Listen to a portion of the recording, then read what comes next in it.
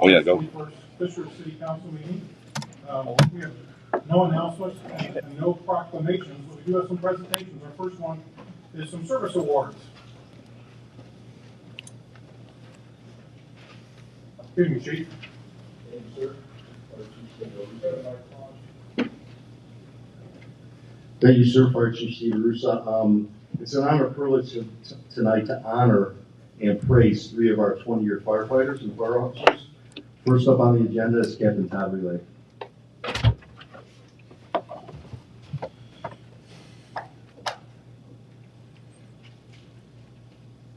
Not getting the system.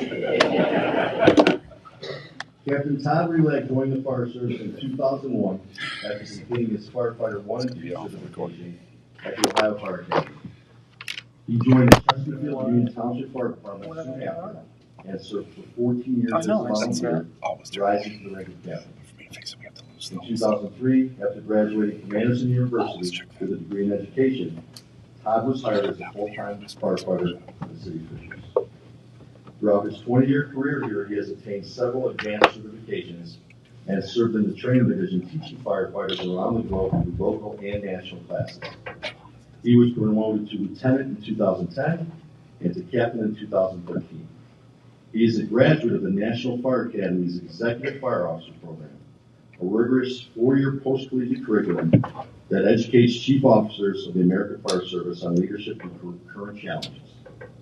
Throughout his career, Captain Relay has been awarded several honors, including Rookie of the Year, Fire Officer of the Year, and the Safety and Training Award, Meritorious Service Award, and finally the Fire Chiefs Award. He has served as Station 391 House Captain since 2014, where he was privileged to help design and manage the building of the new headquarters, which opened in 2020. He is currently assigned to Ladder 391 on Seaport. Please join me in honoring Captain Todd Relay for 20 years.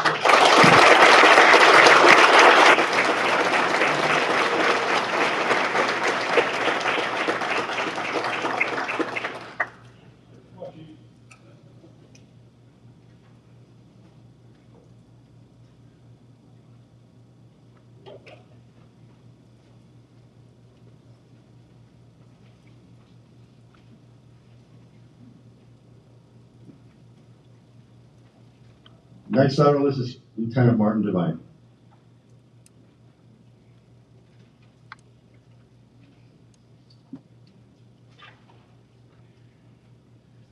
Lieutenant Martin Devine graduated from Indiana University Kelley School of Business in 2000 and began his career in 2003 with the Fishers Fire Department, serving on the A shift for 15 years, primarily as Engine 391's engineer. Martin was promoted in January 2019 to the merit rank of lieutenant and has served with his brothers and sisters on the C shift as the Engine 396 company officer for the past 4 years. He is a member of the Fishers Dive Team for 18 years and completed the IEMS Eskenazi Paramedic Program in December of 2018, where he earned the Paul K. Jolliffe Award for academic excellence, finishing first in his class as valedictorian, and is a nationally certified registered paramedic. Additionally, he holds certifications as rope rescue technician, hazmat technician, collapse rescue technician, and attending with him tonight are his wife of 18 years, Kate, and their 2 children, Zoe and Finn. And when not at the firehouse, Martin enjoys such things as being outside playing sports, hiking, listening to music, and reading. Please join me in honoring Lieutenant Martin Devine.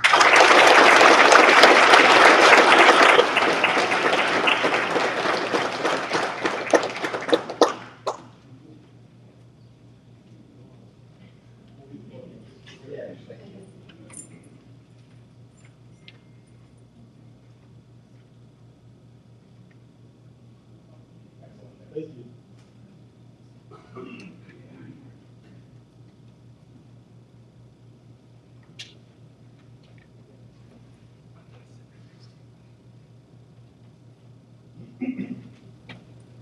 And last, but certainly not least, is firefighter Seth Johnson. Come on up, Seth.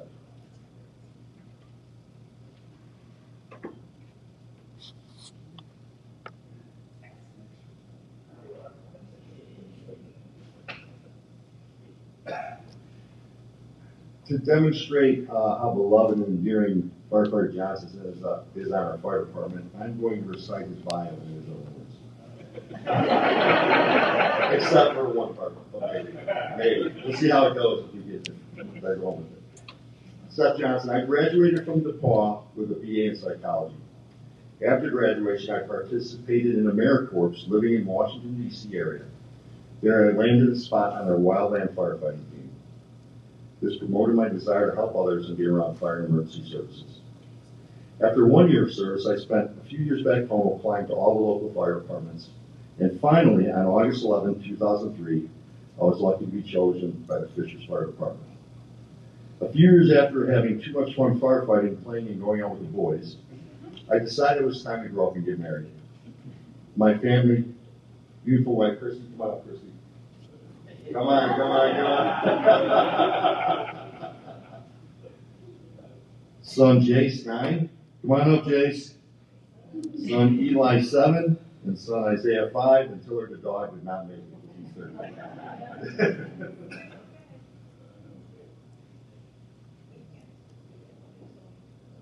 Fire career, I've been on A shift my entire career as a firefighter. Stationed at 94s for the last 8 years. I'm blessed to be the backstep for great officer Lieutenant Jim Jackson. I love Engine 394 due to the variety of runs and my ability to be involved in different types of emergencies. I've accomplished so much in my 20 years. I fought fire, I pulled a man from Geist in the middle of winter. I've been on the scene of many car wrecks and helped countless people with various mental issues. I've been a part of childbirths, trust me, you'll never forget those. And I've also been part of runs where the outcome was negative and very sad. Good or bad, these experiences made me stronger and caring and patient person. I devoted a lot of time and effort to this department and the city of Fishers, but in return, the fire department has given me lifelong friends, a stable job to provide for my family, and a sense of purpose and happiness in life. I hope to continue for a few more years here, for I'm blessed to be able to go to work every day, have fun, and make a great living. Oh, and my wife will tell you, and agree with me, that being gone every third day is great for our marriage. Old age in the future. I have gone from crazy party nights and silliness to having gardens and keeping bees. My favorite things now are playing Super Smash Mario Brothers with my boys, wrestling with them, watching movies with my wife, and tinkering around my garage and shed. Please join me in honoring Seth Johnson for 20 years of service.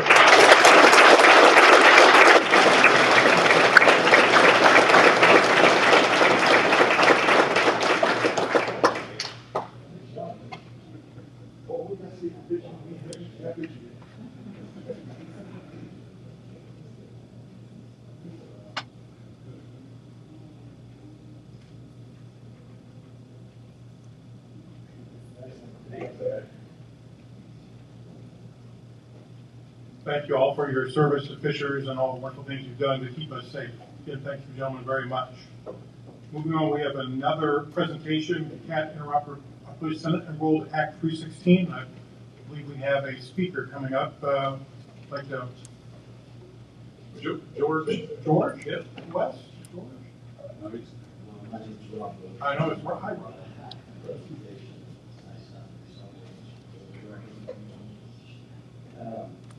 First, I'd like to start with the city of Colville and Gary. Yeah, she's the woman behind the curtain. She's my administrative assistant. She's not your friend. For facilitating this, and then special thanks to you and to Kyle Walker, state senator, who had previous commitment couldn't be here. I'd like to invite up Chief Rusa. The parents of Matt West, George and Beth, and Jeff Shermer, who's the executive director of the statewide 911 board. Please join me. I'll start out, because I know I'm on limited time. I don't know if many of you know that Chief Russo is not only the head of the Fishers Fire Department, he's the president of the Indiana State Fire Chiefs Association. He is a very accomplished individual in the industry Tonight, we're here to show our appreciation for his initiative, dedication, and perseverance, and recognizing his contribution to State Bill 316, a bill that one day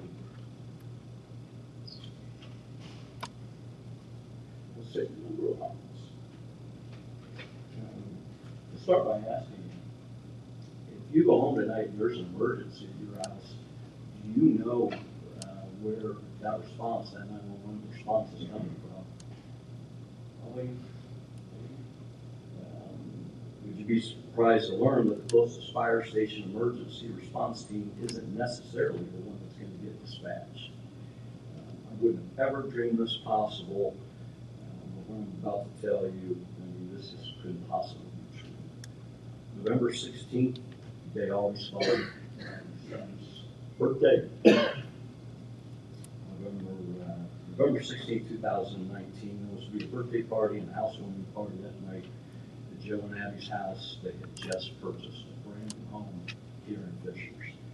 A nice celebration. Then suddenly the unthinkable happened. Not less when Joe and Abby's very best friends was there to help out in preparations as they always did, and suddenly experienced what we now know to be sudden cardiac arrest. 911 was called. This is where the problem begins. Joe and Abby live just inside of Hamilton County. 1 mile away, 2 minutes away is the closest fire department, but it happens to be in Marion County. Instead, the closest fire station to their home, which is about 8 minutes away, was called. Unfortunately, they were out on another run. So the next fire station closest to them was called, which is about 13 minutes away. They were deployed, and by the time they got there, it was too late. If the defibrillator had been on Matt within 2 minutes or so of that call, would Matt have survived? Quite possibly, is what medical people tell us.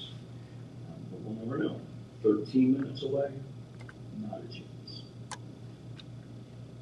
So this is where Chief Russo comes in. With Senate Bill 316, I'm gonna ask Jeff, George, and Beth to come up and introduce just briefly what Senate Bill 316 is and how Chief Russo's been the champion of that cause.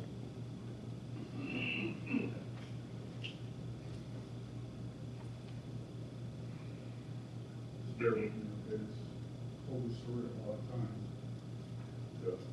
It never gets any easier. So, my name is George West. And thank you for letting me be here this evening, okay? Appreciate that very much. My son's name was George Matthew West IV. He mostly went by Matt. He was and is the light in our lives that will forever remain. He lived his short life with pure joy. I wish all of you could have met him, because you would not have forgotten him. The unfortunate and tragic circumstances that took place. Unfortunate and tragic circumstances that took Matt from us in no other way reflects the competency and good intentions of the Fishers fire and rescue responders. These are men and women that are dedicated to spending their lives aiding and supporting our community.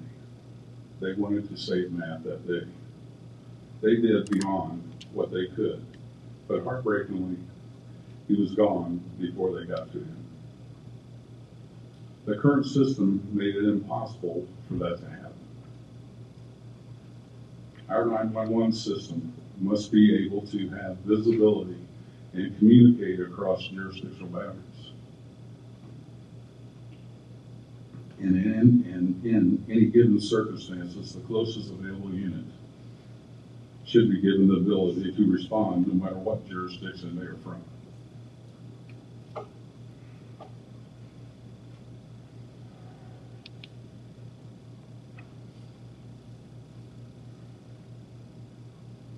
I'm sorry.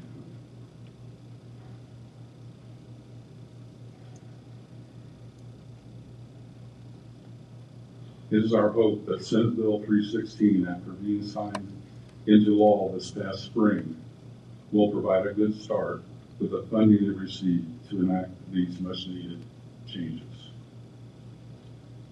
On a personal note, randomly in January of 2023, Massville was given the number Senate Bill 316.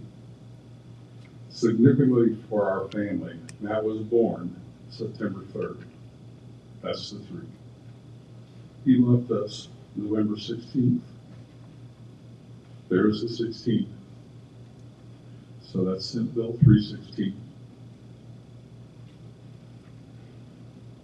which is also a well-known Bible verse. We believe Matt was with us the whole step of the way. Tonight we are here to honor and acknowledge Chief Arusa. He is an exceptional man of honor, integrity, and compassion. A couple of months after Matt's death, we became aware of and questions why an Indianapolis fire station that was available in less than 2 minutes from Matt was never called. Basically because it was in a different jurisdiction. Chief Arusa was the first person I called and subsequently met with. I will never forget that meeting. I knew that day we had met the right man. He listened intently to our concerns, nodding as we spoke with empathy, respect, and sincere understanding. Chief Arusa knew and believed that changes were needed to correct the flaws and insufficiencies in our 911 system throughout the state of Indiana. And this is just not a problem in the state of Indiana. It's a problem across the United States.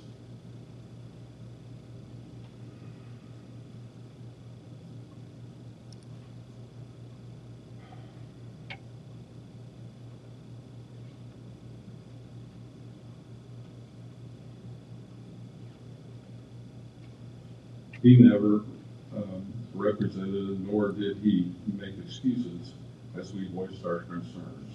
Chief Arusa walked with us throughout the legislative process, testifying before both House and Senate committees over a 2-year period, many different times, supporting Senate Bill 247 and ultimately Senate Bill 316.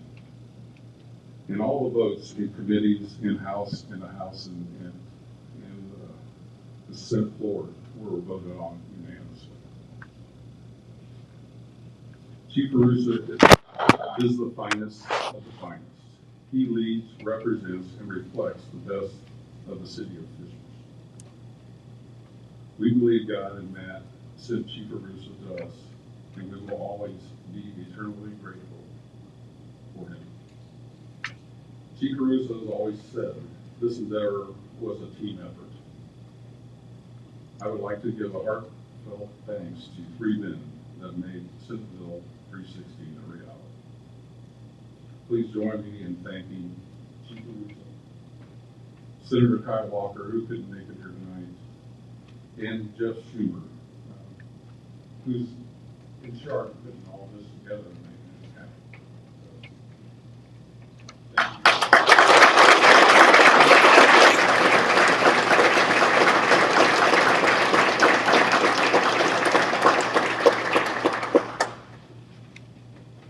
I think it's very important to understand that there are a lot of ideas and solutions and great people that bring them to the State House every legislative session. And a lot of them don't get made into law. The difference here was the West family. Their perseverance, their love for each other, their poise, their grace, their patience, really pushed this piece of legislation across the finish line and made it a piece of legacy legislation that will not only serve Indiana, it's going to be an example for across the country. So it's been an honor and privilege of mine not only to be a part of it, but to become an adopted member of the West family at the same time. So thank you.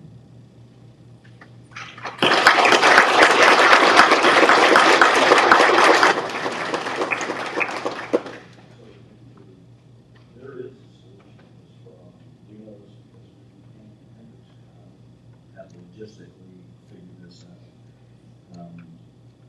Because of Chief Bruce's passion, perseverance, and commitment to getting this solved. I believe that soon enough, not only will this problem be solved between Marion County and Hamilton County, but because of the statewide awareness this is now receiving, statewide lives will be saved. I believe, not just in a public forum like this, but in the future, many people will be reaching out to you. Thank you.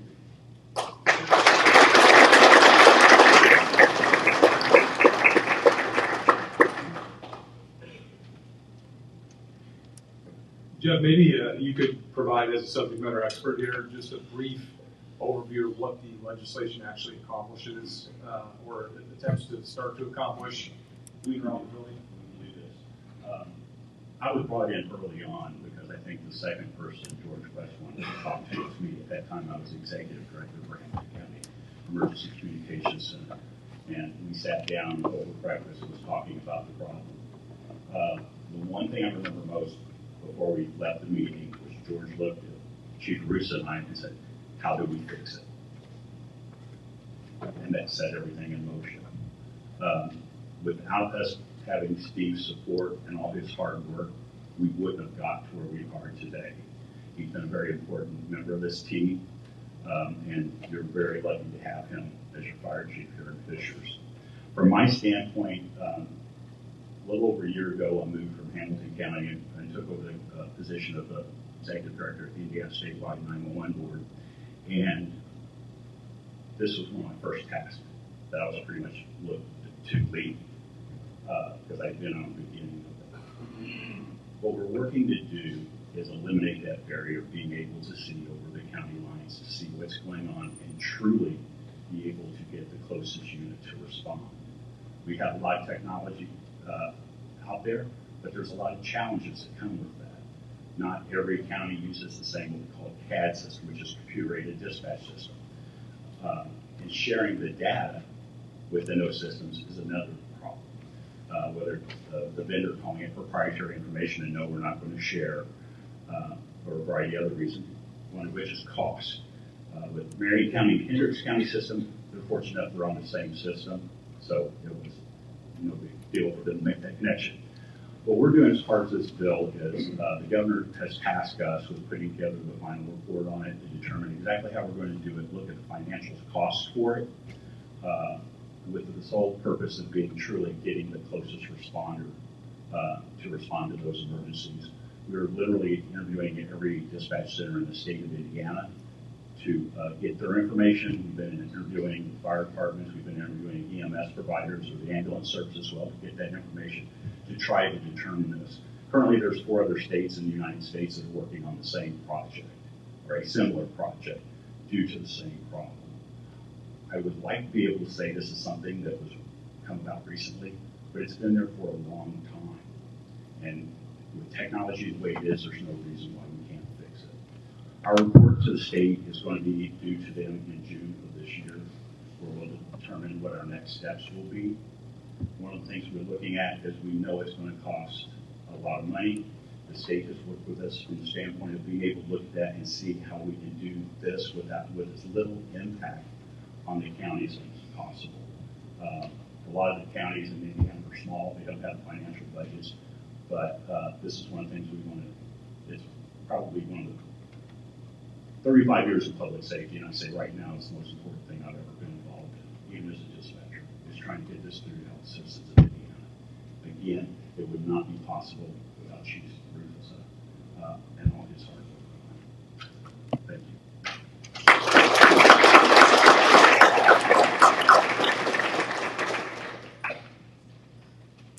Folks, thank you very much for coming to our meeting this evening and sharing the story of our sympathies with you as well. Mr. and Mrs. West, thank you. Chief Russo, thank you. Mr. Warshler, thank you for coming up and speaking. Councilor Cole, thank you for bringing them forward. So we appreciate time we all come together and do something really great for our entire. Moving on to our council committee reports. There was not a finance committee meeting last week. There will be one this Wednesday. Department, of course, the health department, with information online. Do we have a motion to approve the consent agenda?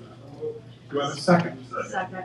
I have a motion by Pete, a second by Todd. All those in favor, please say aye. Aye. Moving on to item 9. Sure. Hey, excuse me. It's not part of the consent. Item 8, a resolution of the common council authorizing the city controller to transfer certain funds. I have a motion to approve. So moved. Motion by Pete, do I have a second? Second. Second by Selena. All those in favor, please say aye. Aye. Opposed, the same sign. Moving on to our regular item, tonight, budget financial, 2024 municipal budget presentation, just an introduction tonight.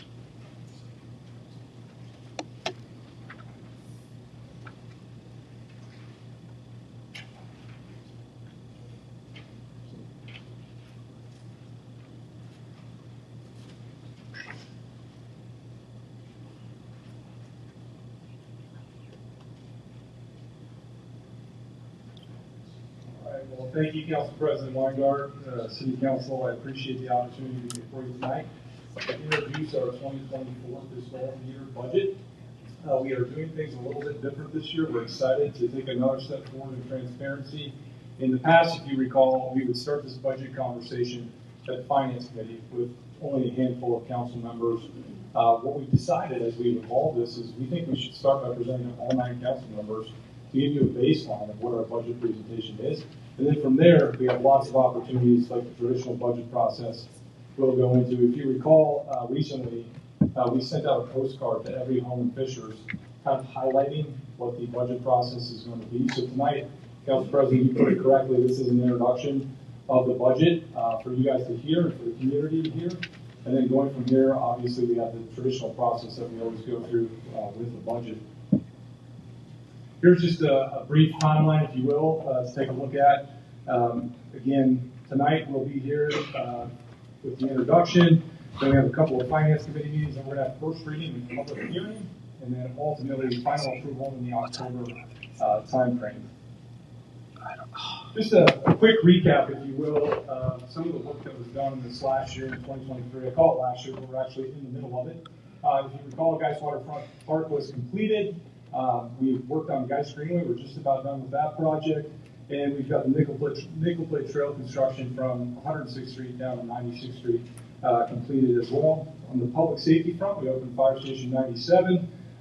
We put $500,000 into our laboratory in our police department.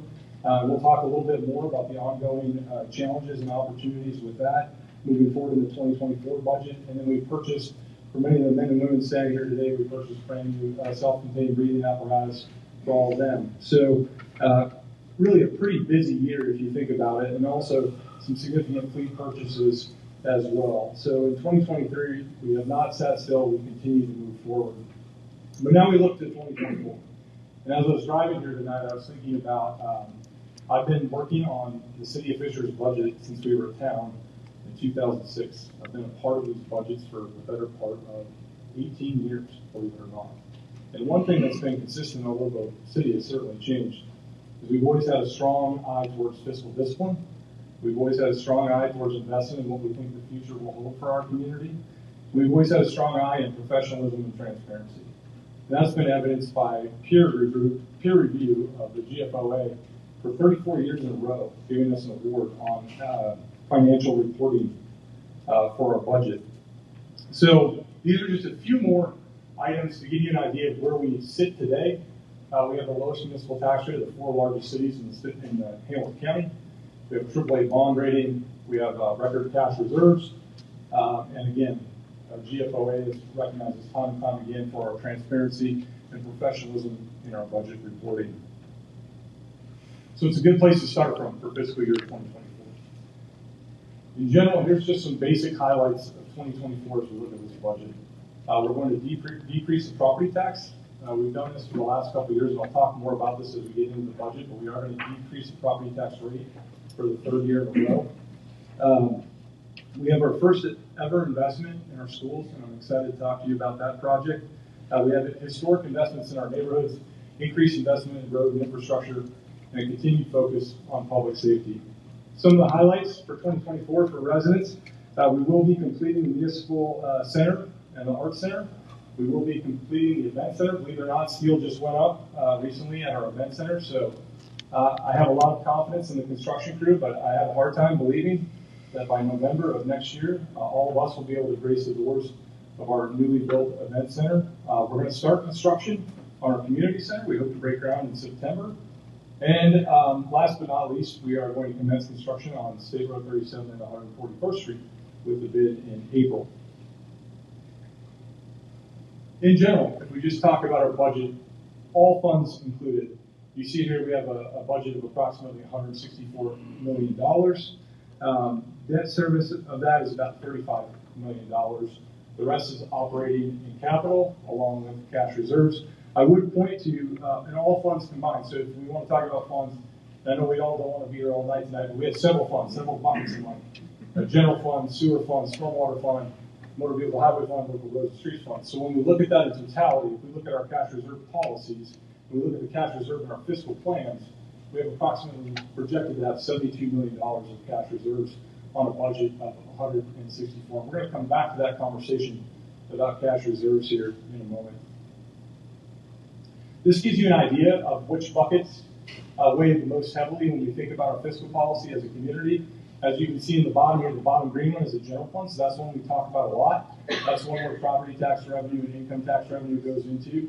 So that's one that we focus a lot on. That's where the men and women of our police and fire department, a large portion of our parks department, a small portion of our public works department, a lot of our general services that make life livable in the city of Fishers, a lot of those expenses come out of that bucket of the general fund. So let's talk about the overall health and well-being of that big bucket of money, that general fund, that funds so many of the essential services that we've known to depend upon here in our community. From a revenue standpoint for 2024, we're looking at about $93 million. Our expenses, I apologize, these are really small, $80 million with a surplus. Are you getting older? I am getting older. 49 years old, yes. You didn't have to do that 18 or 16 years ago, right? It's not just the hairline, folks. But no, this leaves with about a $13 million surplus in this upcoming year. Now, a lot of that, keep in mind, is this arrangement we have with Carmel, right? So we're this redistribution of funds. We've been subsidizing Carmel for a number of years, given the current tax distribution. This opportunity that we've had over the last 3 years and the next 2 years allows us to capture some of those funds and bring them back into the city of Fishers financial landscape.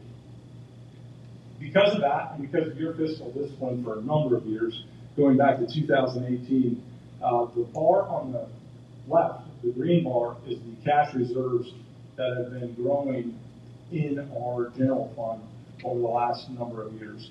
The blue bar is our fiscal policy. That says we as an organization, we as a city require 50% of any current year's general fund property tax revenue to be reserved. So the difference between those two is what I would view as your cash surplus. Now, I want to be very careful here because people will try to politicize this. That is not a matter of you guys constantly every year overtaxing your residents. A big chunk of that green bar is one-time money coming from your Carmel redistribution. We have had structural budget surpluses. We've been very disciplined in that regard. But a big chunk of that money there, excess cash, is a redistribution of Carmel funds. So I want to be careful with these bar charts. But it does demonstrate a unique opportunity to invest in our community.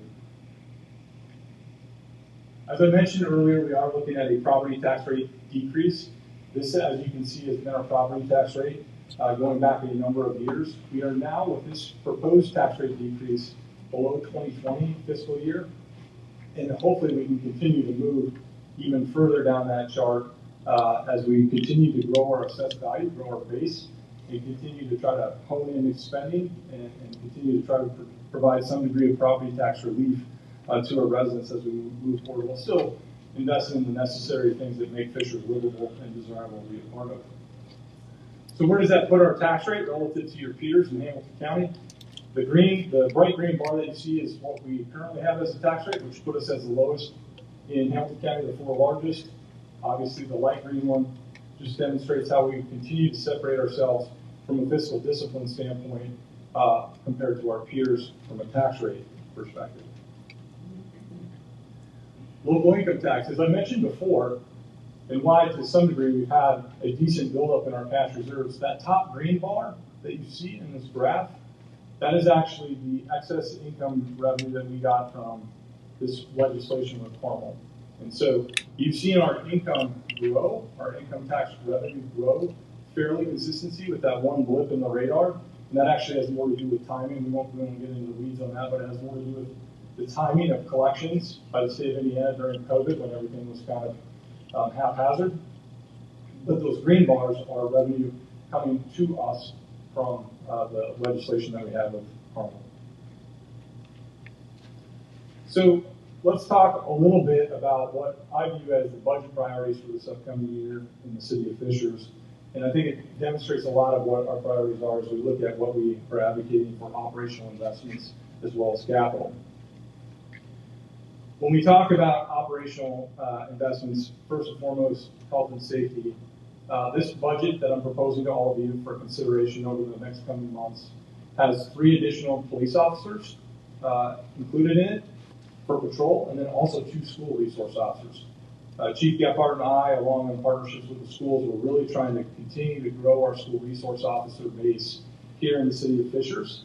We still have a long ways to go to get coverage in every building, and that's something that's in the conversation with the school referendum. So in partnership, if we're able to get that school referendum across the finish line, our ultimate goal is over a period of years that we would have a police officer in every one of our buildings.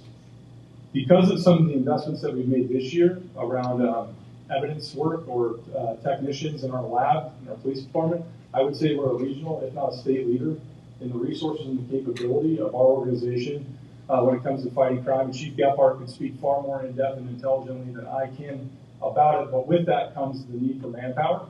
We're the first organization in the state of Indiana to roll out rapid DNA. We're a leader in Crime and Gun Intelligence Center, as well as our intelligence network. And that doesn't even begin to broach the subject of our computer task force group. Their ability to break down computers, cell phones, and deal with a lot of the digital evidence that we're dealing with today is really quite extraordinary. And a lot of agencies are looking to us as leaders and also as a resource to help. In order to meet that need, as you can imagine, just think to yourself, there probably isn't a crime committed today that doesn't have some cell phone, laptop, iPad, or computer involved with it, and all of that has to be processed. And so with the new technology that we bought, we've gained efficiency, but we still need to have staff to be able to execute on all of these various tasks. So part of this, along with the 3 police officers and the 2 school resource officers, is an evidence tech. And that would be a civilian person that would be part of the lab. Along with this, from a public safety standpoint, we're proposing 3 additional firefighters. To be clear, this is not necessarily to expand coverage. We opened Fire Station 97 recently. That's a fully staffed fire department. But as we were evidenced tonight, our men and women are getting older, and they have more PTO time. They have families that they want to be a part of. They want to rest and recover adequately from injuries that they sustain either on the fire ground or just generally as you get older. And when that happens, it puts a crunch on our ability to meet minimum staffing. And so when we don't have adequate staffing, then we have to call these men and women back and say, hey, I know you have that vacation coming up, but would you be willing to work overtime? And it does 2 things. One, a firefighter on overtime is more than a firefighter on regular time, so it costs more to the taxpayer. And secondly, it puts these guys in an unusual situation where they might be working double shifts or working multiple times a month. And we certainly want to make sure that they have a balanced quality of life. So the opportunity to add these 3 firefighters isn't necessarily to expand coverage in the city, but to meet the staffing needs of an ever-growing department and to some degree an aging department. On top of that, when we talk about health and safety, we have a number of positions that we'll be hiring for public health. The governor's public health task force and the legislation that was approved really allowed us to gain some additional resources that will provide the city of Fishers the opportunity to take our public health department a giant step forward. And so we're having those conversations right now. And Monica and I and her team and the board are really excited about the potential of expanding clinic services and providing an array of services to our residents that really derives a great deal of value to those folks. And then we're going to touch a little bit on this here in a second, but we're adding a couple of public works laborers for sidewalks, and we're going to talk a lot about sidewalks here in a second. As well as in our parks department, we're going to be doing some work. If any of you have been to the Hager Park, Farmer Trevor has doubled production every year, and we're still running out of food. The number of people showing up at that park is incredible, and he needs some help. So we're going from one part-time person to a full-time person in the Parks Department, along with some adjustments and some additional staff for the Parks Department and general operations. And then finally, an IT person going from part-time, contractual to a full-time employee in the IT department to provide a degree of stability within the staffing there. Overall, for the men and women that call Fishers their organization, we're asking that the City Council consider a 5% salary increase. We are also increasing the longevity pay. Right now, our longevity pay stops at 20 years. And so once you hit 20 years in our organization, there's no additional recognition of year 21, 22, and 23. Especially this is specifically for our police and firefighters. So by extending that to 25, it does two things. One, it allows them, if you're 21, 22, 23, to get a little more money in your pocket, but it also adds to their pension base. And that's really important for men and women in the police and fire service. So by doing this, we're also increasing their pension base an additional $1,000, which makes it a very competitive organization to come work for and be a part of. And frankly, like I said, as we get older, we want to recognize and appreciate the men and women who have been committed to this organization for a number of years, and we don't necessarily want to lose them to the private sector. And so demonstrating that we care about them, that we support them, and we want them to stick around, certainly a key part of this. Finally, what I would tell you, and this is probably the biggest challenge we face right now, is we're spending $3 million in fleet. And that sounds like a heck of a lot of money, but I want to share one story with you. We used to buy ladder trucks. There might be one in the parking lot, I don't know. But a ladder truck in the past was about $900,000 to purchase a truck, which seems to me like a lot of money. We just purchased a ladder truck for $1.9 million. So you now have a vehicle that will be driving down the road that is worth just under $2 million, and it will take 3 years for us to take receipt of it. And so the fleet costs, and you can be talking about the fire department, you can be talking about ambulances, you can be talking about police cars. We still haven't taken the receipt of police cars we ordered, Chief, 2 years ago? 2022. 2022, we still haven't received it. And so the fleet conversation is real. We think we funded it adequately, but I just want to let you know that is going to be an ongoing challenge for our organization, but it's not unique to the city of Fishers. That's true everywhere. And Tabitha Miller, our fleet director, does an incredible job. It wouldn't be Fishers or a budget if we weren't talking about road construction. So let's just talk a little bit about what will be accomplished in this upcoming year, and it will be a busy year. You have 126th Street in Southeastern Roundabout that will take place. You have 96 in Allisonville will be constructed next year.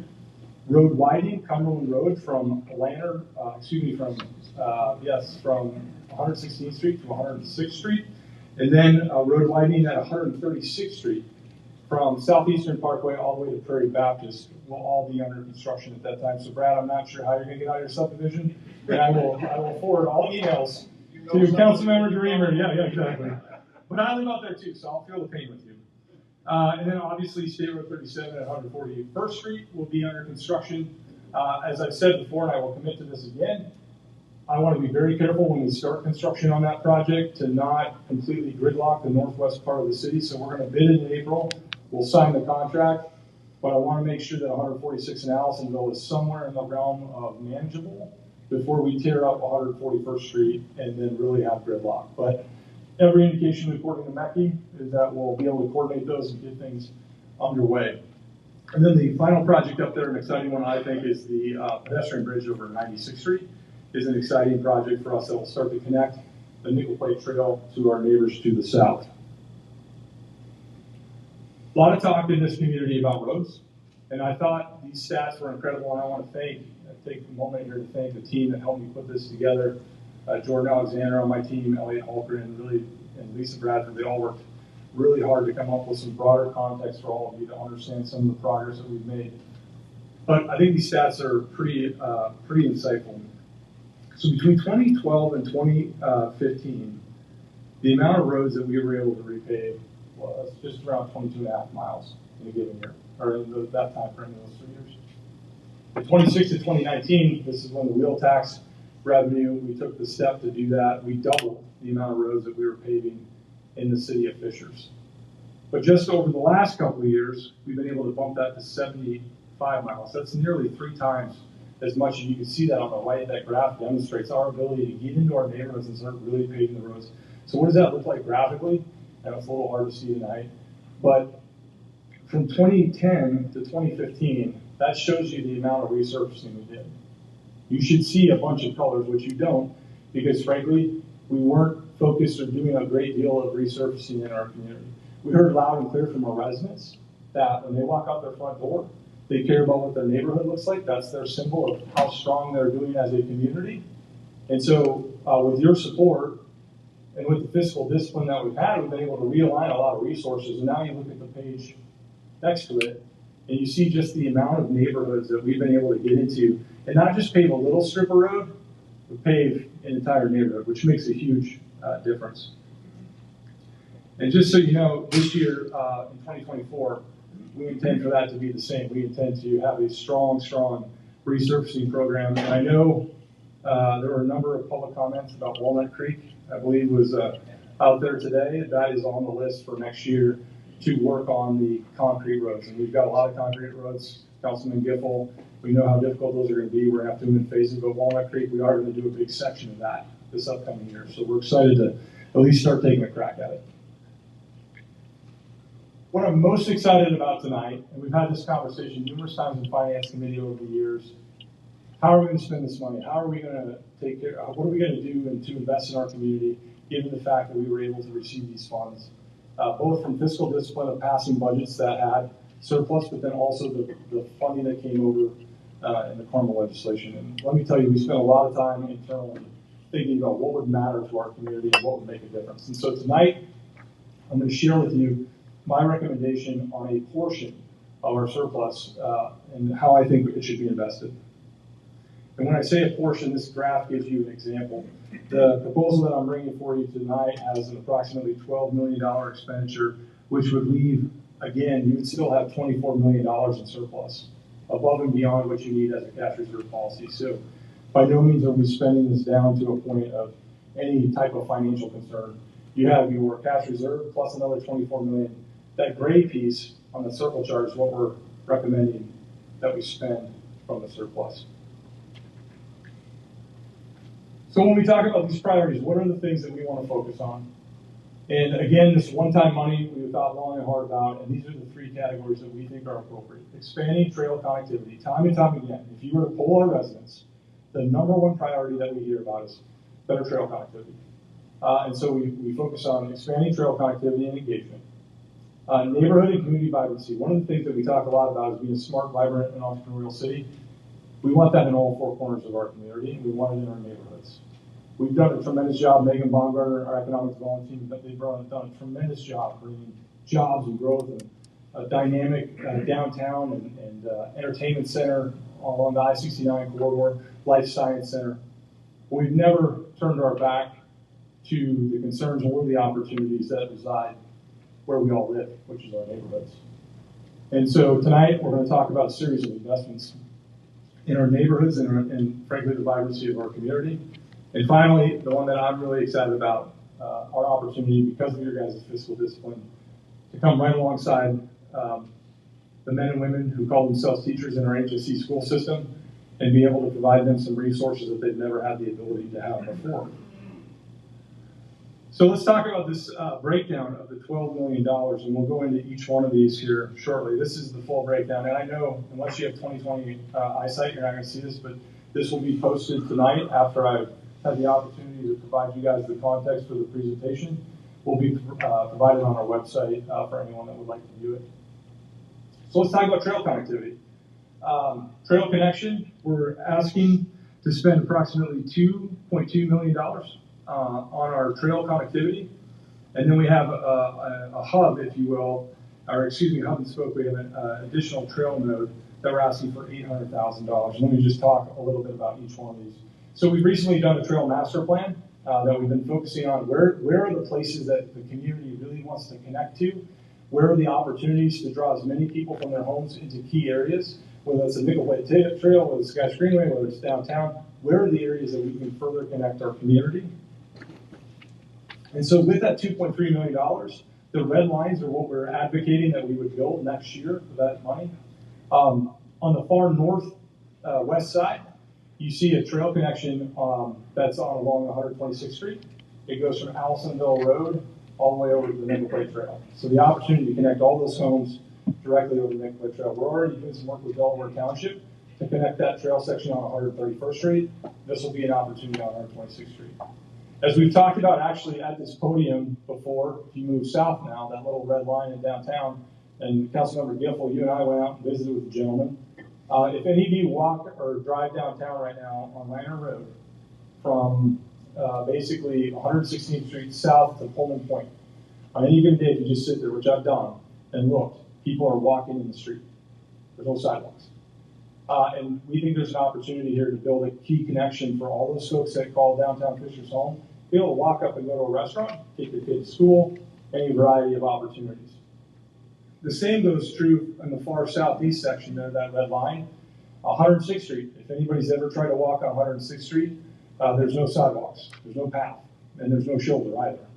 And so it's a very, very narrow road section. And we've allocated funds here to go ahead and build that trail section basically from Cumberland Road east almost to Hamilton proper. And we think that that would be a very popular amenity as well. That connects a lot of neighborhoods and gets them down to our new kind of entertainment center in downtown Fishers. Finally, on the trails and engagement, as a father of 3 young boys who have taken their kids on the trail system, there's no public restrooms anywhere on the trail system. And if you've ever gotten into those conversations about a mile into a walk, they can get pretty sporty.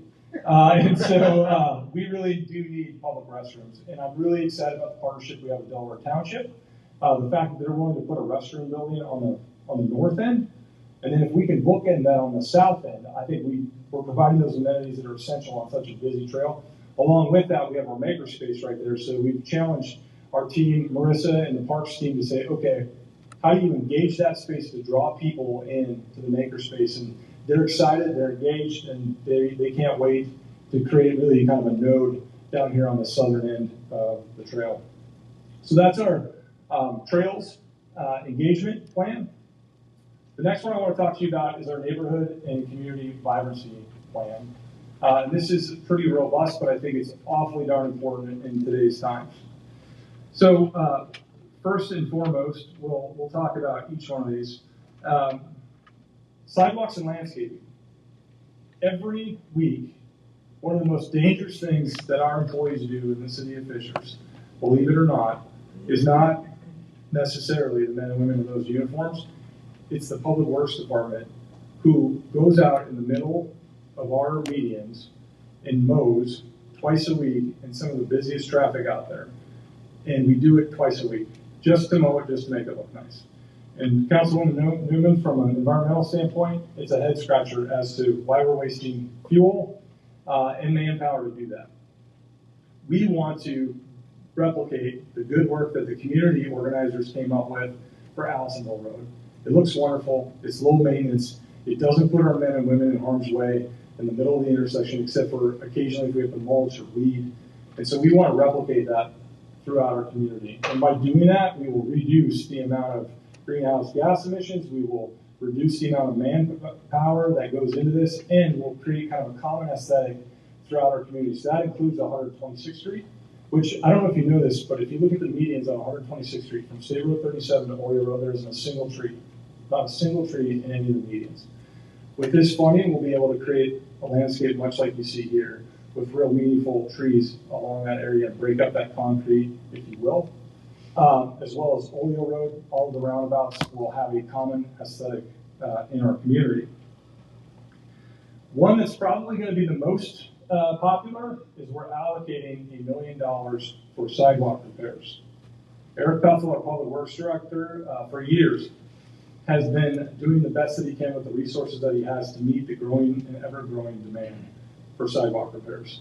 And frankly, at the rate we were going, we were just never going to get ahead in terms of sidewalk repairs. So what does $1 million mean? It's a combination of panel replacements as well as grinding. So we're gonna buy another grinding machine that allows us to really smooth out some of those toe kicks. And then the ones that are too large, we'll go ahead and rip those out and replace them. This was a startling statistic to me that in the last few years, we've done 3,585. With this $1 million, we'll be able to do 6,400. That is more than we've done in the last 5 years by 2,000 panels. What this means right now is that all of Windermere, the entire neighborhood of Windermere, would have all the toe kicks that are in that neighborhood replaced. The entire neighborhood of Sunwest will have all of their sidewalks repaired. And there are 7 other neighborhoods that frankly the Department of Public Works selected based on complaints that we're going to be able to go in and wholeheartedly take care of. Now, if you're a resident and your neighborhood isn't on this list, you should not feel a whole great deal of despair, because what this does is it clears out all of those so that we can move them up and get them quicker moving forward. But I think this is really, really important. We hear time and time again about sidewalk issues, and this is going to allow us to really supercharge that and get moving. One of the most popular programs we started many, many years ago was Neighborhood Matching Grant. It allows neighborhoods to pool their resources along with city resources to invest in things as small as a playground, or maybe an entrance to their neighborhood. Maybe it's a sidewalk repair, maybe it's a path they want to put in, maybe it's a garden. Whatever it might be and whatever it translates to that neighborhood for a sense of vibrancy and maintenance and upkeep, we've been able to come alongside them. We think we can do even more.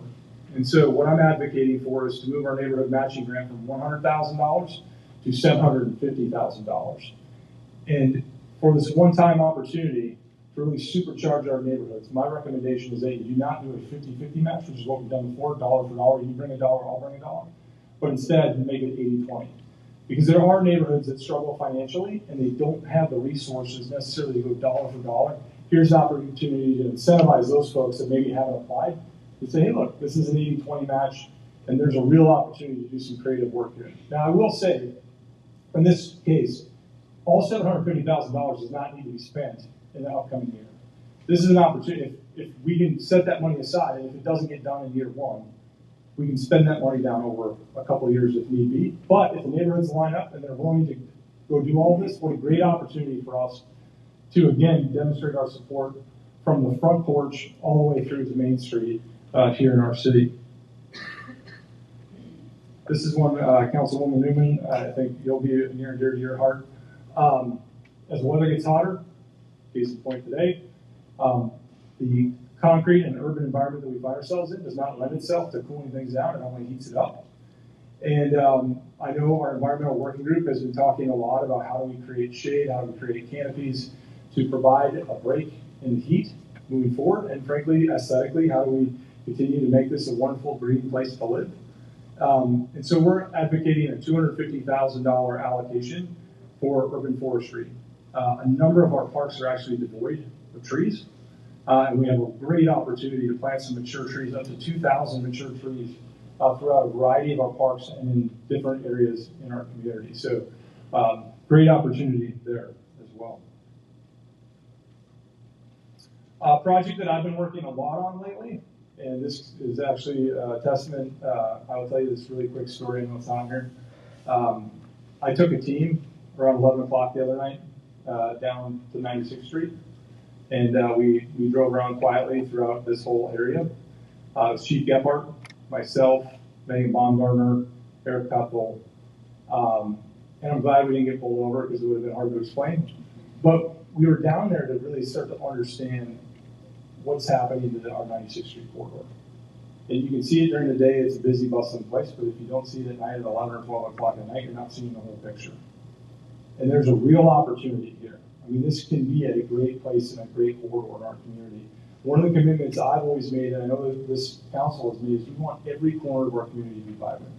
We spent a lot of time and attention on downtown. We spent a lot of time and attention on 116th Street. Rightfully so, we've grown and built companies and large investments. But we can't turn our back on our southern boundary.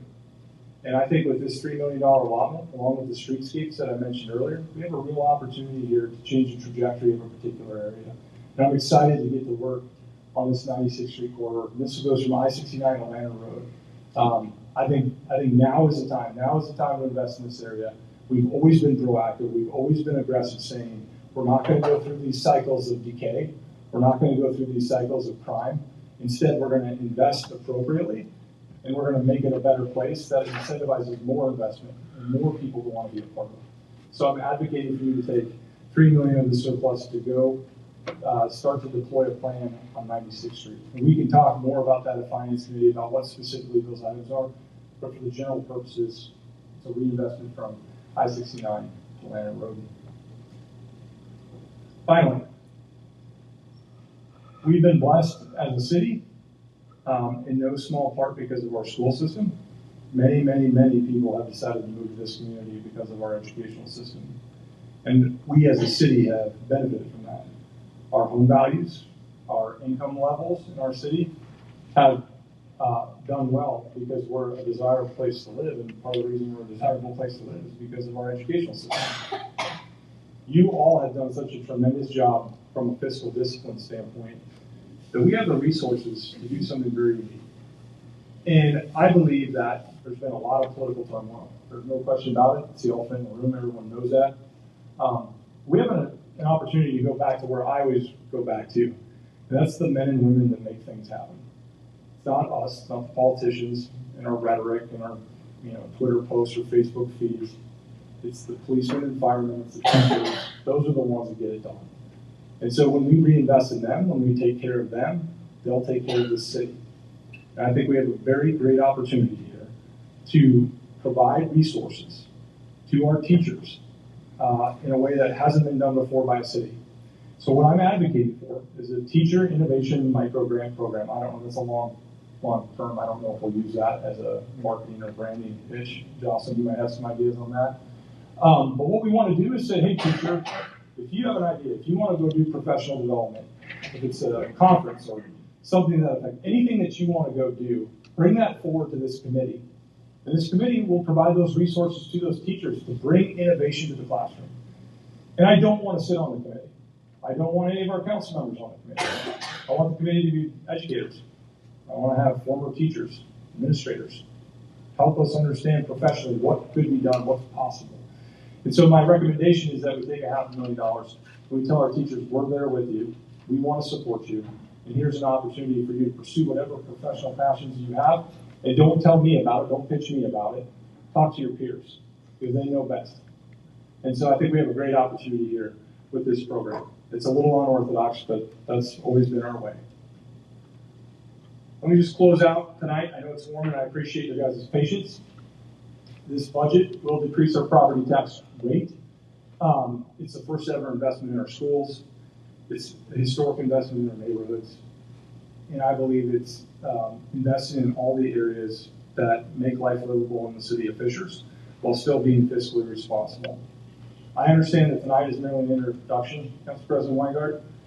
We wanted all 9 of you to hear directly from me what my presentation is. We know now that this is going to go to the Finance Committee and you guys will chew through the details and work through all of that. And then ultimately we will come back here for a public hearing when the residents will have the opportunity to weigh in. We can entertain any questions from the City Council about the budget, but I wanted you all to hear it directly from me first. And then let the process play out, and we look forward to answering those questions. Elliot Halkran's got his pencil sharpened. He's ready to have those discussions with all of you. And again, Council President, thank you for your time tonight.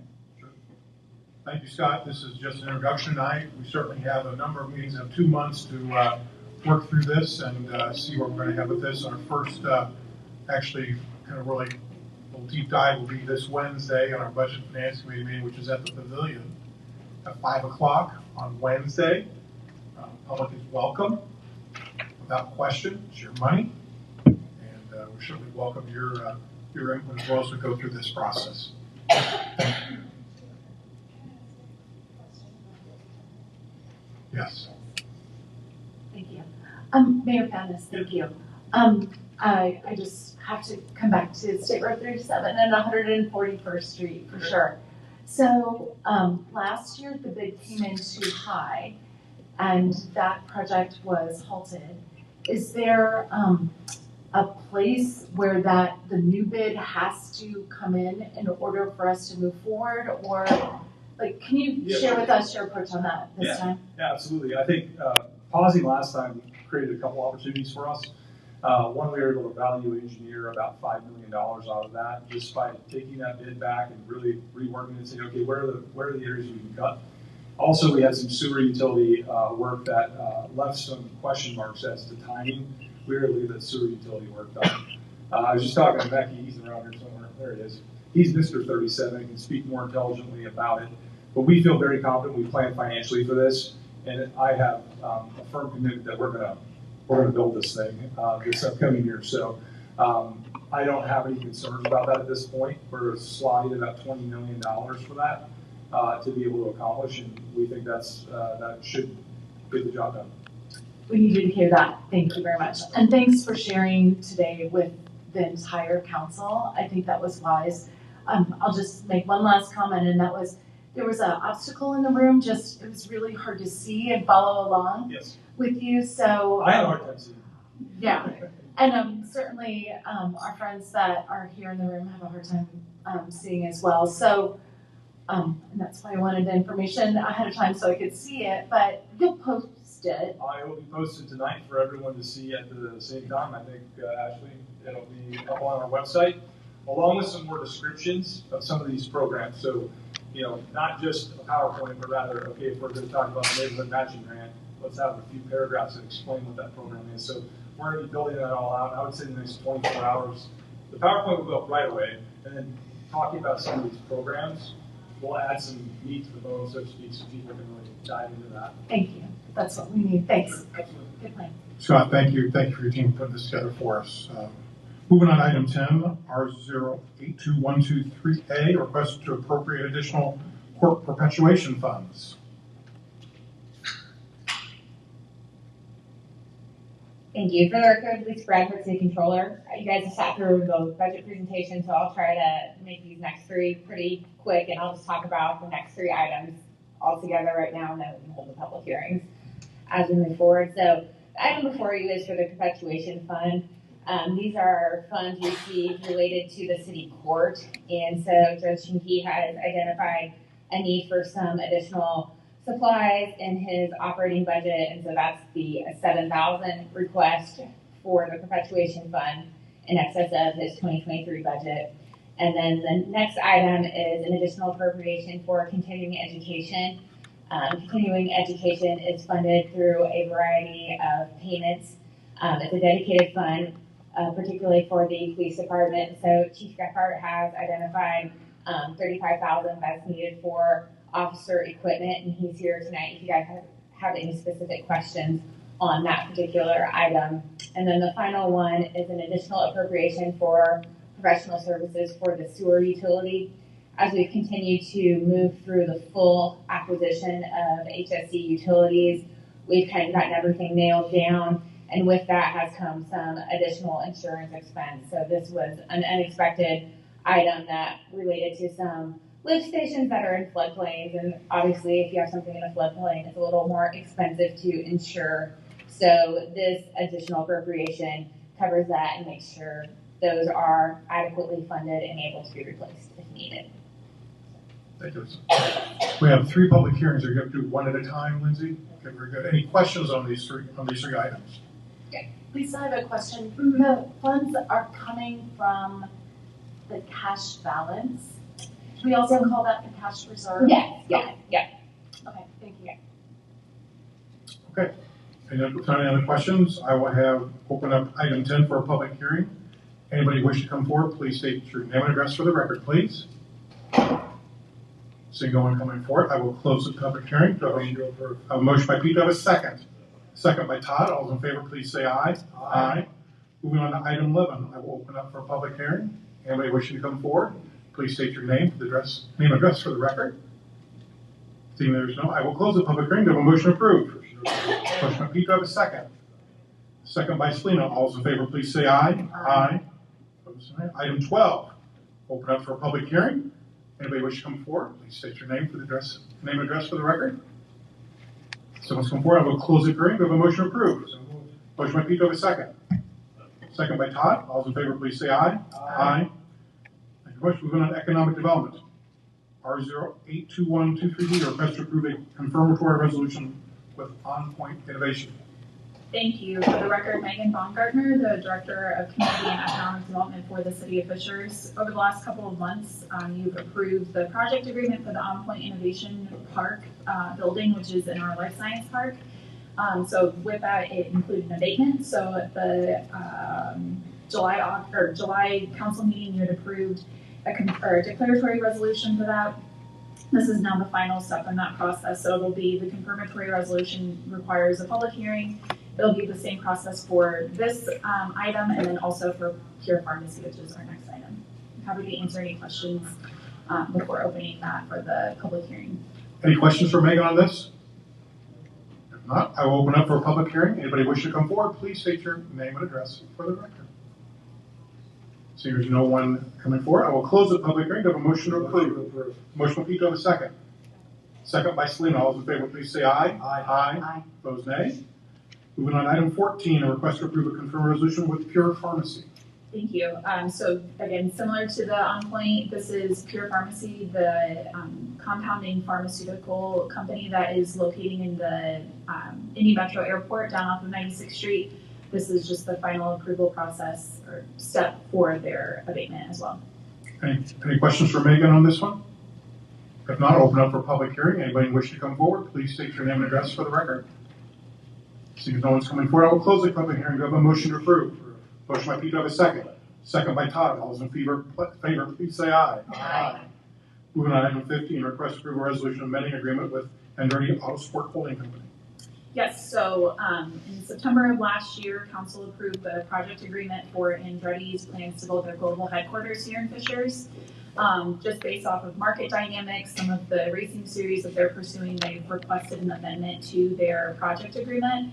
There are two items as part of this. One is related to the interest rate allowed for their financing, which is really just a reflection of the market. And so that's by increasing the interest rate for that. And then it's also extending their closing date, which is the date that they have to close on their bonds by, which is now being requested for February of 24. So we have been getting lots of questions from the community about the timing of that project. You should start seeing construction crews remobilizing on site at the end of this month or early September. And so they're full steam ahead right now and have some really exciting expansion plans that they're planning to incorporate as well. So happy to share more updates with that project as they begin to really break ground. Thank you. Any questions for Megan on this particular item? There's not a public hearing with this particular item. Motion to approve. A motion by Pete, do I have a second? Second by Todd. All those in favor, please say aye. Aye. Opposed, nay. Ayes have it. Thank you, Megan. Moving on to item 16, a resolution of Common Council concerning the designation of a professional sports and convention development area. Yes, and I have a slide for you guys as well.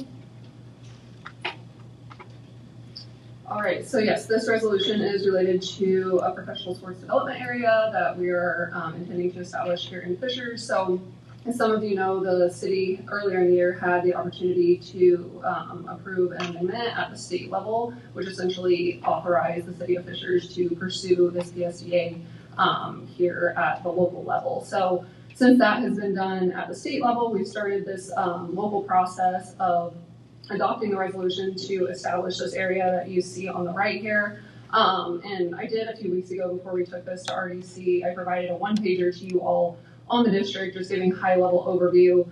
But I did just want to run through this very quickly on what some of the main points of this district look like. So high level, the establishment of this district really allows for the city to capture both state sales and income tax on hotels in addition to the event center within this district. So if you can see the district up here to the right, all of the highlighted parcels, that includes all of the hotels, and then you can see the event center as well. Those are those eligible facilities that I'm referring to there. So, oops, sorry, I switched up. So the city can actually capture those sales and income taxes on those facilities and then actually utilize those taxes to service the debt related to the event center. And I did want to reiterate on this. I know I've talked to a few of you, but this is not an additional tax on these hotels or on the residents here in Fishers. These are taxes that are already being captured by the state. However, typically, we would never touch these at the local level. So these are just being rerouted to the city to actually repay related to the event center here.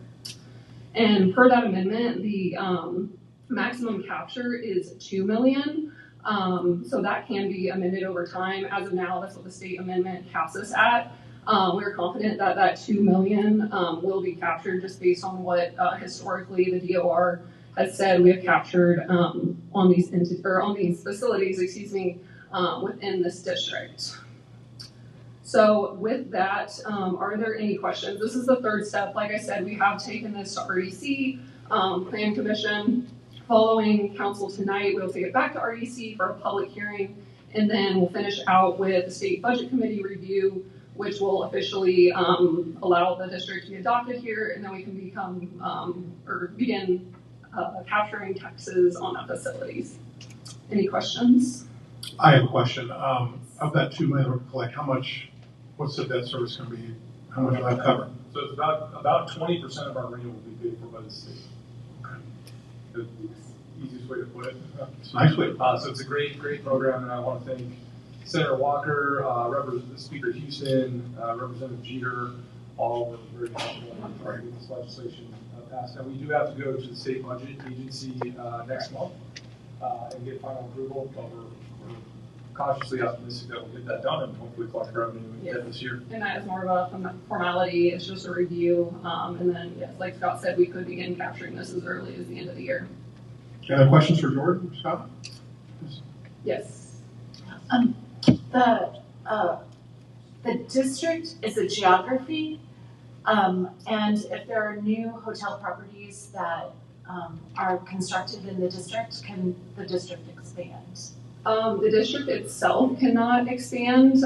If there are additional hotel parcels that pop up within here, we technically can amend that to include those parcels. Okay. On this, for example, you don't see the event center hotel. That'll actually be a part of this as well. We actually don't anticipate that many more hotels popping up within this district. Sure. But there's a possibility that those could be included. Thank you. I've seen this type of area designated not necessarily with geographic boundaries, but by venues. Mm-hmm. So that's good to know. It's an amazing tool. It really solidifies us as a tourism destination. So this is fantastic. Yeah, thank you. Motion to approve. Motion by Pete, do I have a second? Second by Todd. All those in favor, please say aye. Aye. Opposed, nay. Moving on to item 17, a resolution of Common City Council regarding not-for-profit funding for the 2023 municipal budget. Good evening, Council. Lindsay Bennett, City Attorney. I'm here tonight to ask for your approval on some nonprofit grants. We have a nonprofit committee within City Council, Councilman Bear, Councilman Coble, and Councilman Zimmerman have all worked very hard on these nonprofit awards. As you probably know, a budget for 2023 was approved for $250,000 to be allocated to nonprofits within the Fishers area. And the committee met several times and solicited applications from area nonprofits. We received 23 applications, and recently the committee made a determination to award 9 of those organizations. And that is Fishers Youth Assistance, $40,000, Youth Mentoring Initiative, $50,000, Janus Development Services, $10,000, Connor Prairie, $80,000, Prevail, $15,000, Shepherd Center of Hamilton County, $10,000, Outside the Box, $15,000, Cherish Child Advocacy Center, $20,000, and Recovery Cafe in the amount of $10,000. And so tonight, I'm just asking for council's approval of those amounts. All of these organizations will also sign an agreement with the city, and those agreements will go to the Board of Public Works tomorrow for approval. Happy to answer any questions. Questions or comments from the committee? No comments? No questions? I have a motion approved. Motion approved. Motion by Cecilia. Do I have a second? Second. Second by Jocelyn. All in favor, please say aye. Aye. Those opposed, nay. Nay. Thank you. Moving on to item 18, R08212-3H, a resolution approving the use of Holland Park. This is softball. Good evening, Council. Marissa Decker, Parks Director. Before you is a resolution to approve a field use fee So in May of 2014, the council adopted ordinances 9623 scheduling and 9624 field rental fee. 9623 authorizes Parks Director to schedule use of the athletic fields when not in use by sports, which is now Woodstock Youth Athletics. And then 9624 ordinance requires council approval for the fees charged for the use of those fields. So just a little bit of background, real quick. There has been an adult softball league run at Holland Park, which many of you are well aware of, for over 20 years. Last year, we approached Woodstock Youth Athletics and asked if they had interest in managing that. They agreed.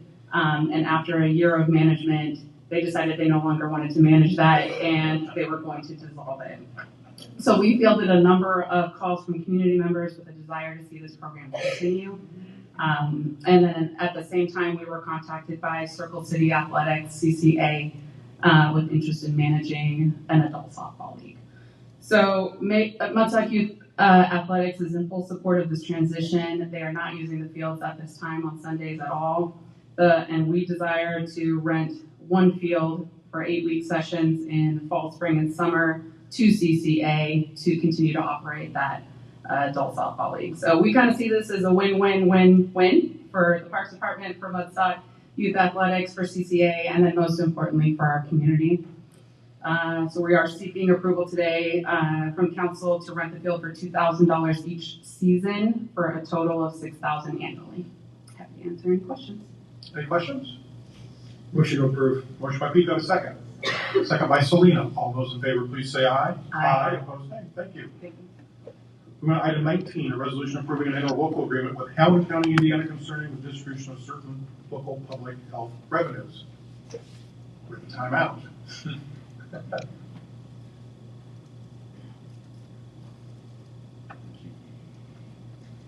Good evening, Council. Monica Heltz, Public Health Director. For the record, I am here before you to approve a resolution approving an interlocal agreement with the Hamilton County.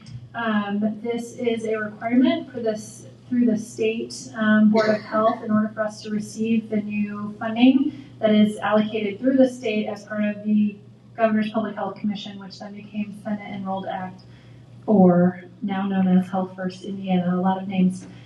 So this is a requirement for municipal governments that have a health department to have an interlocal agreement with the county government. It's the county that accepts the funds. The county commissioners have accepted to receive the funds. Under the state law, we are due a proportional share based on our population, but they require us to have an interlocal agreement with the county, spelling out a number of different things, which are all here in the resolution and in the attached document, which is at this point not signed by the county council yet, but our understanding in recent talks with the county attorney is that they are in full support of this format. So the request is for you to be in support of the format or ask any questions that you may have of me regarding this interlocal agreement. Any questions for Monica? Motion approved. Motion approved. Do I have a second? Second by Selena. All those in favor, please say aye. Aye. Opposed, nay. Thank you, Monica. Thank you. Moving on to item 20, 061923A. Consortium of text amendment to exit 5, Sunbeam PUD. Now, before she gets started, I have unfortunate news to share. Megan is leaving us, and this is your final council meeting.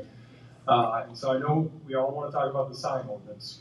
But before we get to that, I just want to thank Megan. She's been extraordinary. She took a leadership role, and there is no one who's a better subject matter expert than she is, and keeps her head about her and in controversial and difficult times when it comes to zoning and land use, which can also, oftentimes be emotionally charged. But she's got a big heart for urban environments, and I think she wants to go apply these skill sets in perhaps a more urban environment. So we wish her all the best to our neighbors down south. Well, thank you. Yes, it's been wonderful working for the city and working with you all. So I'm going to deeply miss everyone here. So this first item, I'll move through this quickly because I know we've been here for a while. But this first item is for a text amendment to the Exit 5 Sunbeam PUD, which is one of our older PUDs. And it is to allow a creative sign package for the Navient building. which isn't your typical building in Fishers, so our sign code is hard to apply to this structure.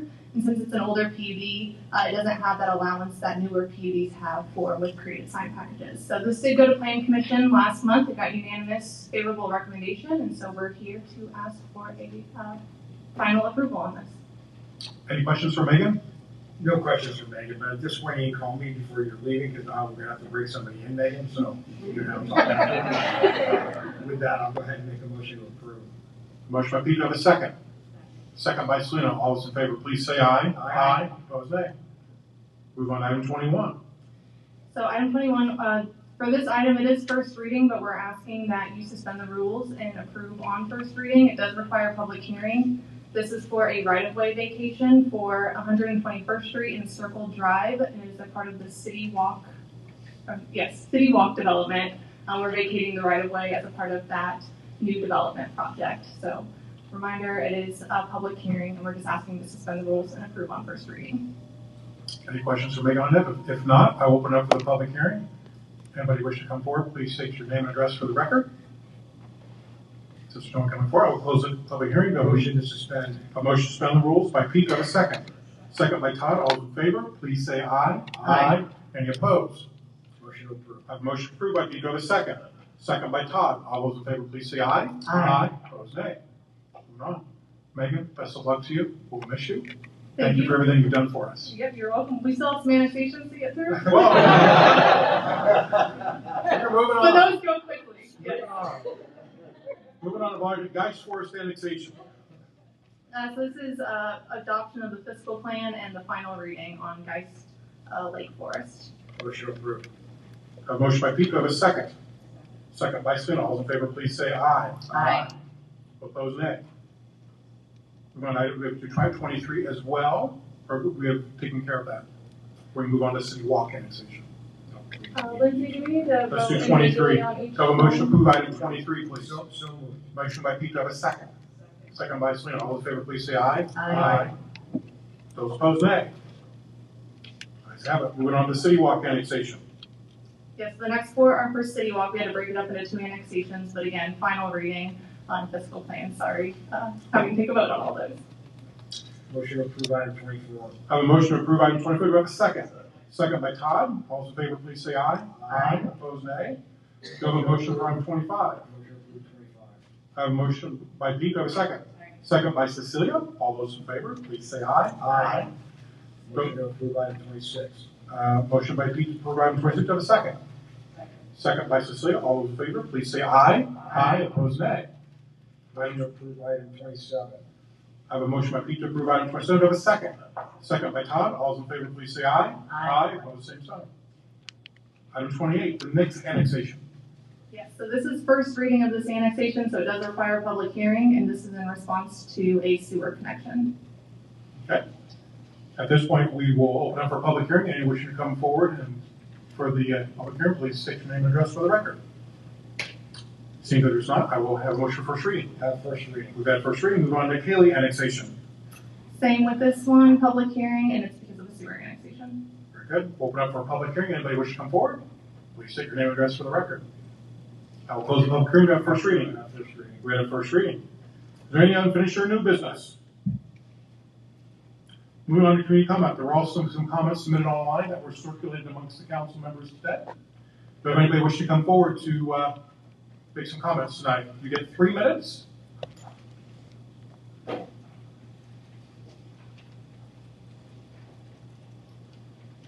I'm unaccustomed to public speaking. What's your name? Private roads. No, seriously, I want to, from a citizen's perspective, acknowledge Megan. She is super trooper. And she and I have worked together on several issues. She's very, very quick to answer the phone, and I had an impromptu meeting with her not long ago. We have one item still pending. I don't think it'll finish before you leave. But at any rate, she's a great asset to the community, and from a citizen's perspective, we're going to be missing her. But I'm sure there are others in the department that will step up. Thank you. Thank you, Mike. Glad you're doing better. Everybody else wish to come forward?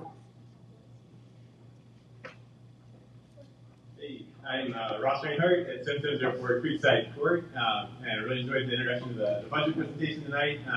I personally am really excited about the connectivity, walkability, bikeability things in there, and the bridge around 96th Street, both because it impacts me personally, but also because I think it's a great investment for the city of Fishers with solid returns. Some of the things, ways that I think we experience returns off that. I think we've already seen at our events during the year, so many people showing up on bicycles and on foot. And if they all came in cars, we need way more parking, which means we'd be able to use less land for cool uses. We'd have to use it for parking, so it wouldn't be as fun. And also the health of the community. We experience community health, cardiac, mental, so many different ways that we experience that benefit. And also, it drives business. It drives people to shop more locally because it's within range where you can go, and you're more likely to stop at different businesses. So I think it's a solid investment for the city of Fishers. I think one opportunity that I see that we can watch out for is as we invest in the updating of our streets as well, not just explicitly on the bike infrastructure. We have an opportunity to improve it in ways that allow people to get around. For example, there's a Humble Road Fishers Crossing Drive over by Kroger. It's critical for Mike, did you pay him?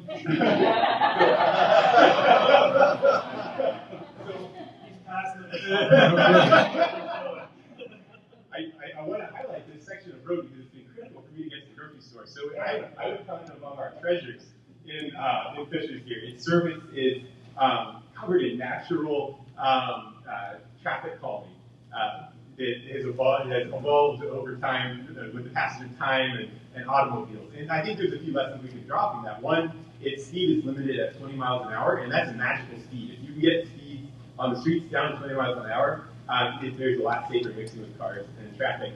And of course, speed limit signs don't do that themselves. And so one of the other magical things about Fishers Crossing Drive is that those divots sometimes disparage potholes create pathways down the road that make people weave from side to side, and that's called chicanes. You can use that to slow down the design speed of the road, the speed that people feel like they should go. It also narrows the effective surface of the roadway, and if we can look for ways we can narrow the effective surface of the roadway. These are all lessons I've noticed on Fishers Crossing Drive that as we work to repave it and do other things throughout our city, we can, I think, apply to make our roads safer. Thank you. Mike, it sounds like it's working just fine. Yeah.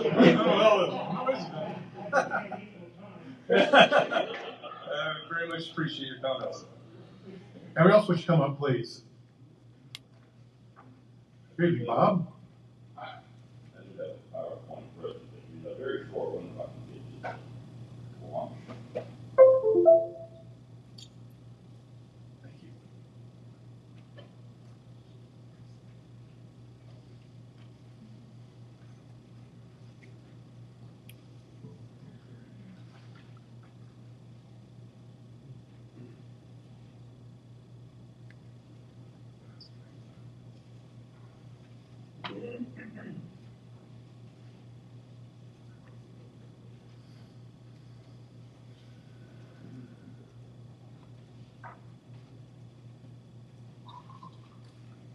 Almost there. There we are.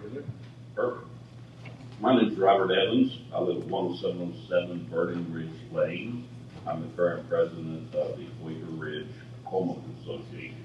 I have spoken to the council before, and I want to thank everyone for the positive comments about the possibility of getting our blacktop roads resurfaced in 2024.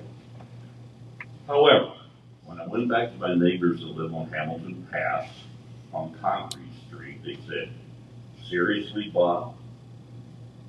We've been paying property taxes for 30 years, and the city of Fishers has never done anything to properly fix this road. Some of the residents who don't live on Hamilton Pass said the same thing to me. They said these blacktop patches pop out. One resident who doesn't live on Hamilton Pass said a piece of concrete popped out and dented my car. I asked him to send me a picture of that car, but it said sold it, so I didn't get that. They said, would you please go back to the city council and ask, no, beg, that at least some of the worst potholes be properly repaired, like being saw cut out and reconcreted. Not the whole street, just some repairs that are true permanent repairs.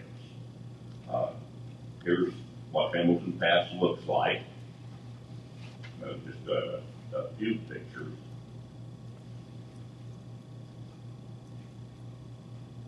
That's it. But you can kind of see what they're dealing with there, why they are kind of understandably frustrated. And I do have one separate item, and that is I read that Bristol's is getting ADA compliant sidewalks. That's another neighborhood 10 years newer than us getting ADA compliant sidewalks, which we don't have. So when are we going to get them? Thank you. We'll take a look at the panel replacement. As for the ADA replacements, those usually go coinciding with when we're doing resurfacing. So my guess is that's probably why this hasn't occurred yet on the concrete section. But Mackie and I will circle it around with you here shortly. That'd be great. That's very much appreciated.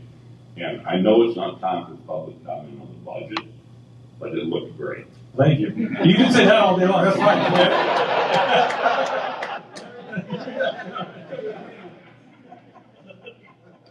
Anybody else wishing to come forward, please? Thank you.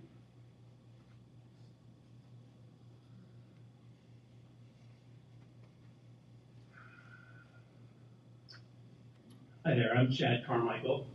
I'm here to address the council on recent controversies at Hamilton East Public Library. I understand the city council doesn't have legal authority over the library, but you are community leaders and your voice matters, so I'm here to ask for your help. This dispute started with a primary focus on two books, the book Let's Talk About It and the book A Quick and Easy Guide to Consent. The first of these two books was written by a woman who describes herself as a pervert. It contains explicit pornographic images. It encourages kids to talk to strangers online about kinky sex, contrary to the advice of local and federal law enforcement. The previous HEPL lawyer deemed this book objectively harmful to children. The second of these books encourages minors to consider whether they'd be interested in sending nude pictures of themselves to others, which is a felony in Indiana. It also asks minors to consider trying a broad variety of very mature sexual activities. When I got involved in HEPL in late 2021, these books were shelved in a section of the library for children as young as 11. In response to our concerns, Library Director Edward Waterman issued letters stating that the books were appropriately shelved there.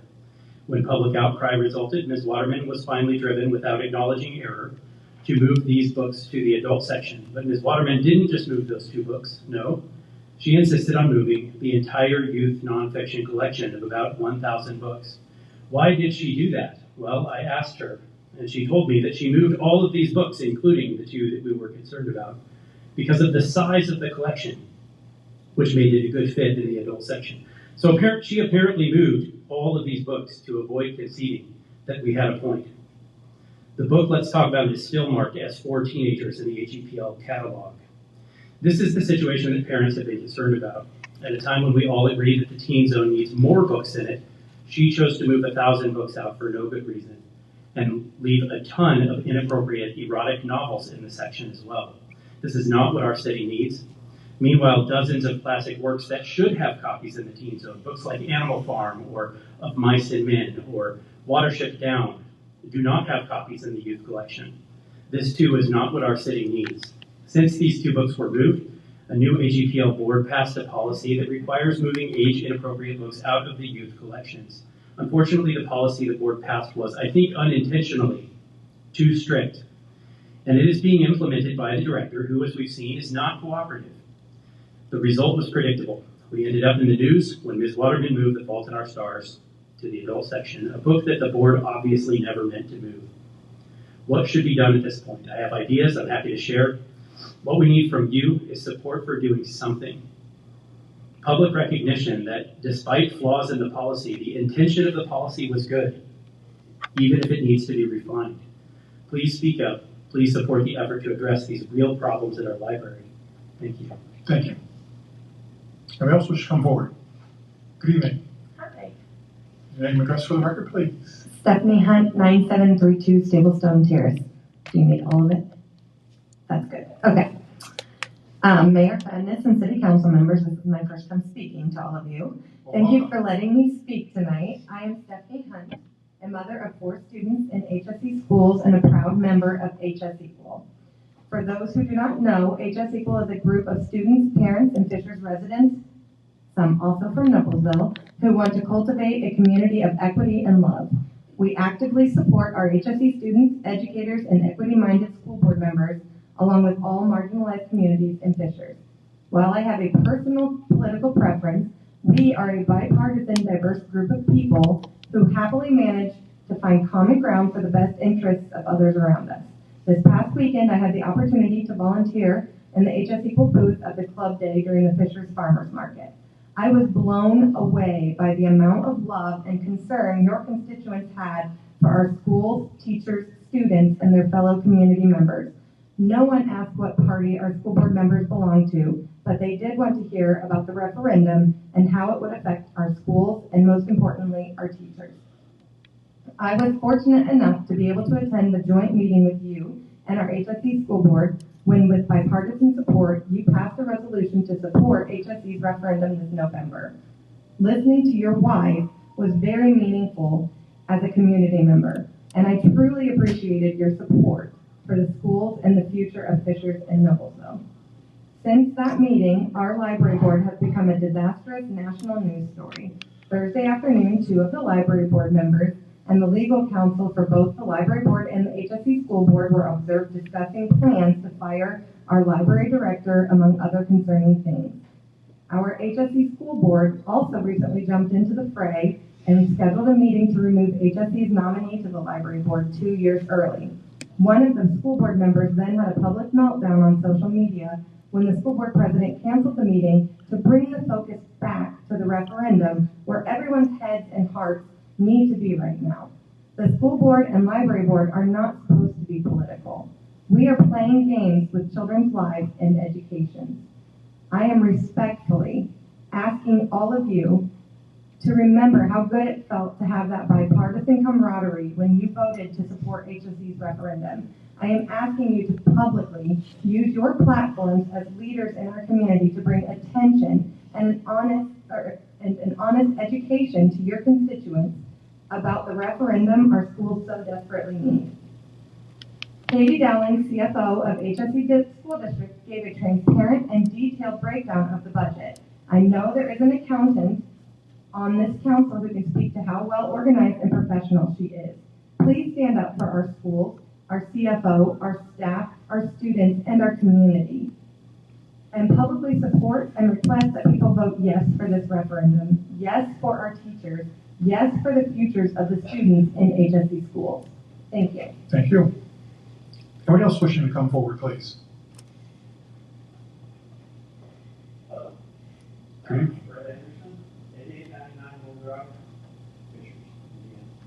I want to thank David and the mayor for the good news on the sidewalk for Lantern Road.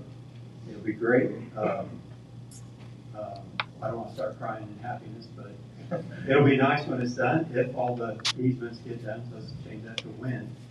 One other thing I'd like to ask is if, when that gets done, for those of us on the east side, could get a pedestrian crosswalk and signs with flashing lights, and that would be great.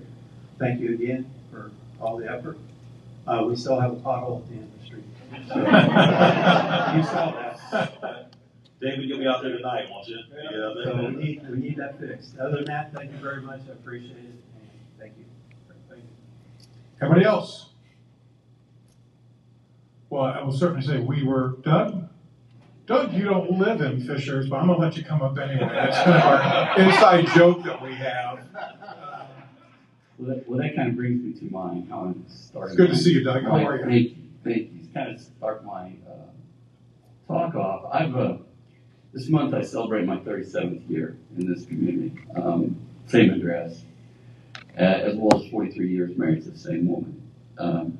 So I got to watch a lot of change take place, as well as what's going on here recently, and it's disturbing. And I see candidates going door to door, and they are saying that there's division within our community. And there's some people that I follow on social media, and they get up like every day, and they start banging on people, personally attacking them, insulting them.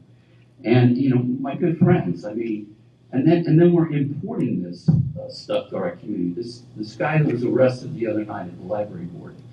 I'm like, what makes a person do that? I kind of looked at his Facebook page, and I see my wife's picture on his Facebook page. Now he lives in Johnson County, and I'm like, why? And her picture's on there because she walked with Tiffany in the Spark Fisher parade. But what motivates people like this? And there's anonymous people on Twitter that, again, every day they wake up and they personally attack people. They attack my friends, my colleagues, many of you, candidates. And there's division in this community, and the division seems to be all placed with one side here. I've worked with bipartisan people before. I have many good Democratic friends. But the seeds of division seem to all come from one side. It started in the school a couple of years back, and now it's continuing on to this race. And Jocelyn, you mentioned earlier that in a tweet that the mayor's plan was not transparent, and in fact, the mayor's plan was more transparent. I hope you go back and correct that. But this is the kind of misinformation, personal attacks that I've seen, and it's not coming from the people that built this area. Again, I've been here for 37 years. I probably went to more football, basketball games, softball games. My wife works for the school, and it's not the people that have helped build this community. We've had disagreements. John, you, Pete, all of us have had disagreements on the path, but it didn't evolve into personal attacks. And that's what's going on. And I wish it would stop. It's not good. It's not good for the schools trying to pass a referendum. It's just not good. And you want affordable housing, we're going to get it because people are going to start looking to go elsewhere. I've already heard people talking about it. So I beg some of you that get up every day and post negative stuff and attack people to stop and consider how you're hurting the community, you're hurting the ability to have this referendum. Which I support, by the way. Thank you. Thank you, Doug. Anybody else wishing to come forward? Well, in this meeting, on a positive note, we did come together and unanimously support the school referendum. Actually, all stand behind it. Also, that's treat everybody with dignity and respect. We're all neighbors here. We all need to get along. So let's treat each other as such. So I'll have a motion to adjourn. Have a second. We're adjourned. Have a great week.